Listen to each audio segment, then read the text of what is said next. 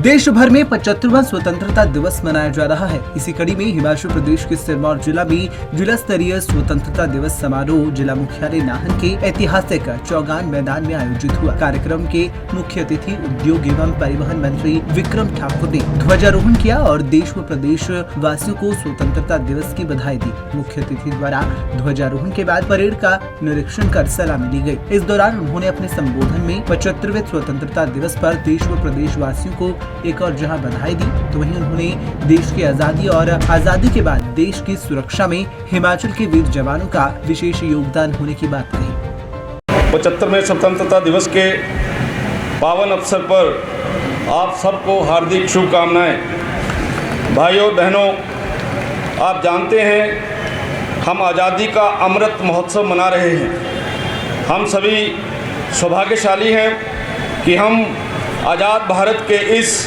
ऐतिहासिक कालखंड के साक्षी बन रहे हैं। देश के माननीय प्रधानमंत्री श्री नरेंद्र मोदी जी ने इसी वर्ष अमृत महोत्सव का शुभारंभ किया है। देश की आज़ादी असंख्य संघर्ष और बलिदानों का परिणाम है। मैं देश के स्वाधीनता संग्राम में प्राणों की आहुति देने वाले महान विभूतियों को आदरपूर्वक नमन करता हूँ।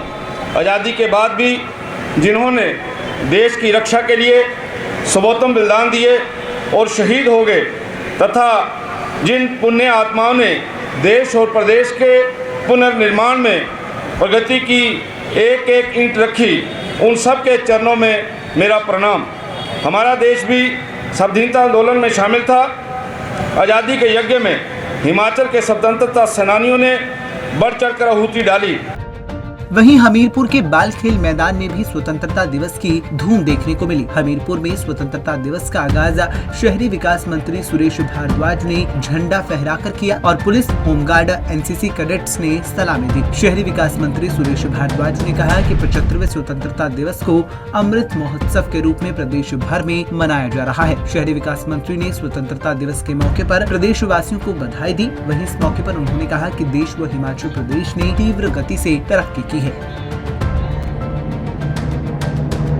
भारत को आज़ाद हुए 74 वर्ष जो है पूरे हो गए हैं और आज हम 75वां स्वतंत्रता दिवस मना रहे हैं, जिसे अमृत महोत्सव के रूप में जो है मनाया जा रहा है। हम अगर पीछे देखें तो देश भी और प्रदेश भी कहाँ खड़ा था और आज हम देखें तो आज जो है वो देश और प्रदेश जो है वो तीव्र गति से विकास की ओर जो है वो बढ़ रहा है। देश ने जो है वो बहुत प्रगति की है। आज हिंदुस्तान की सेना के पास चाहे वो नौसेना हो, चाहे वो नौसेना हो अथवा थल सेना हो, सबके पास वो आधुनिकतम हथियार हैं जो शायद 1947 के कबायली शासन के साथ जब संघर्ष हुआ था हिंदुस्तान की सेना का, तब जो है वो 303 की राइफल के अलावा कुछ नहीं होता था।